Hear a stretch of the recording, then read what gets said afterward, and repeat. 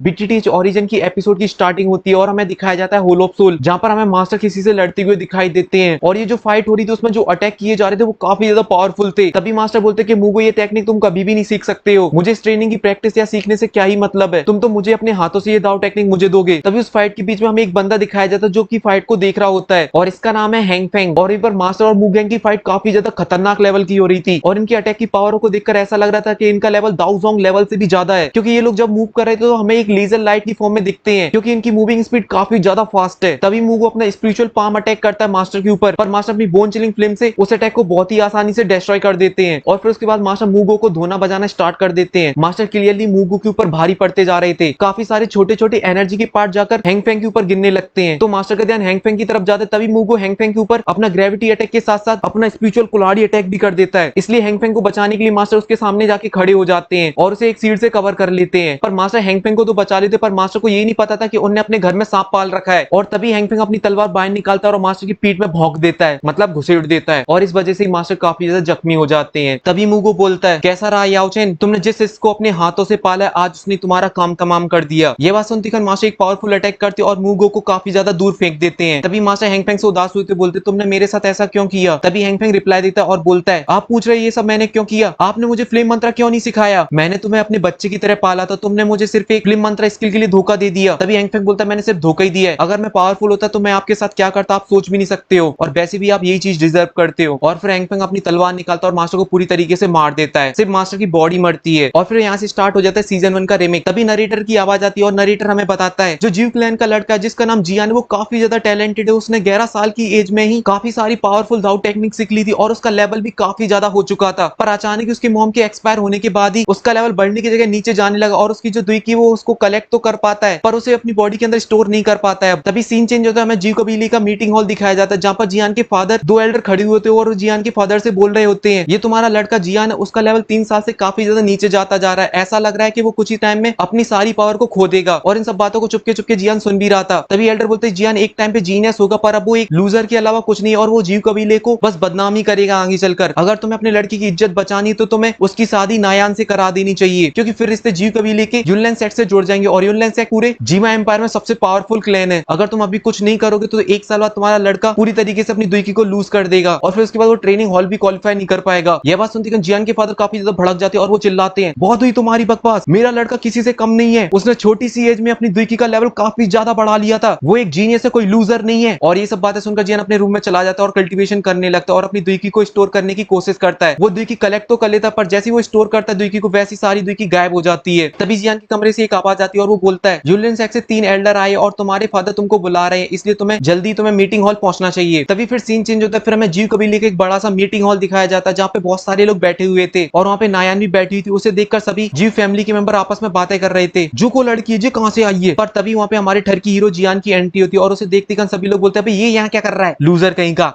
तभी जियान अपने फादर को ग्रीट करता है और अपने बैठने के लिए जगह ढूंढने लगता है, पर सभी लोग जियान को अपने साथ बैठाने के लिए मना कर देते हैं। और इसी बीच जीव कबीले के सेकंड एल्डर जियान को एक टॉन्ट मारते हैं, अबे ये लूजर कहाँ बैठेगा, जरूरत क्या है इसको बिठाने की। पर जियान के फादर बोलते हैं, लड़का है मेरा, पंगा नहीं ज्यादा। पर तभी जियान थोड़ा सा अपसेट होते अपने मन में, बोलता है मैं लूजर हूँ, शायद मेरी कोई जगह नहीं है यहाँ पर। तभी क्यूट सी आवाज आती है और वो जियान को बुलाती, हेलो जियान ब्रो, क्यों ना तुम मेरे पास आकर बैठो। पर इस बात से जियान के फादर का मुंह बन जाता है, क्योंकि वो और कोई नहीं, वो थी यूनर। तो जियान भी थोड़ा सा सलमान भाई वाला स्वैग मारते हुए जाकर यूनर के पास जाके बैठ जाता है। तभी यूनर जियान से बोलती है, सामने जो लड़की बैठी वो कौन है। तभी जियान उस लड़की को देखता है पर जियान को कुछ समझ नहीं आता ये लड़की कौन है। तभी नायान खड़ी हो जाती है और जियान के फादर को ग्रीट करती है और बोलती है कि मैं नायान हूँ और मैं यूनलैंड सेक्ट से आई हूँ। नायान नाम सुनती है जियान और जियान के फादर दोनों समझ जाते ये कौन है। तभी जियान के फादर ध्यान से देखते और बोलते, अरे बेटी तुम हो, मैंने तुम्हें बहुत दिनों से नहीं देखा, इसलिए मैं तुम्हें पहचान नहीं पाया, क्योंकि जब तुम छोटी थी तब अपने ग्रैंडफादर के साथ आई थी तब मैंने तुम्हें देखा था, अब तुम काफी ज्यादा बड़ी हो चुकी हो। और सुनने में आया गॉड यूनियन तुम्हारी टीचर है और वो तुम्हें ट्रेन कर रही है, क्योंकि वो इसलिए तुम्हें ट्रेन कर रही है क्योंकि तुम एक टैलेंटेड लड़की हो। पर नायान कुछ और भी बोलना चाहती पर जियान के फादर उसे बोलने ही नहीं दे रहे थे, तारीफों के पुल बांध दिए थे नायान के। तभी मिस्टिक क्लाउड सेट का ये धोती चोर खड़ा होता है और बोलता है, क्या मैं जीव कबीले के हेड से एक बात पूछ सकता हूँ। तभी जियान के फादर बड़े प्यार से बोलता है, धोती चोर पूछना, क्या बात पूछनी है तेरे को। तभी धोती चोर बोलता है, जो मिस्टिक क्लाउड सेट के रूल्स है वो काफी ज्यादा हार्ड है और हम नायान जैसी लड़कियों से काफी ज्यादा इंप्रेस हुए हैं और नायान काफी ज्यादा टैलेंटेड है और उसे फ्यूचर में अपने लेवल को काफी ज्यादा ऊंचाइयों तक ले जाना है, तो फिर उसे ये शादी कैंसिल करनी होगी, क्योंकि हमारे सेक्ट में जो कल्टीवेटर होते हैं वो शादी नहीं कर सकते हैं, क्योंकि हम उन्हें एक स्पेशल तरीके की ट्रेनिंग देते हैं, तो इसलिए नायान ये शादी को कैंसिल कैंसिल करने आई है जो आपके बेटे के साथ होने वाली थी। ये बात सुनकर जियान के फादर काफी ज्यादा भड़क जाते हैं और वहाँ पे जितने भी लोग बैठे थे वो जियान के बारे में बातें करने लगते हैं। ये शादी इसलिए टूट गई क्योंकि जियान एक लूजर है। सभी जियान को ब्लेम करने लगते हैं क्योंकि वो एक लूजर है। तभी जियान के फादर का गुस्सा 7वें आसमान पे पहुंच जाता है और वो बोलते हैं इस तरीके का कल्टिवेशन करने से पहले आप लोगों ने सोचा नहीं कि सामने वाली पार्टी को कितना ज्यादा नुकसान होगा और उनकी कितनी ज्यादा बेइज्जती होगी। और वो अपनी पावरफुल दुईकी को बाहर निकाल लेते हैं और फिर उसके बाद जो बीटीडीएच का बैकग्राउंड म्यूजिक आता है भाई साहब गूज़बम्प वाला।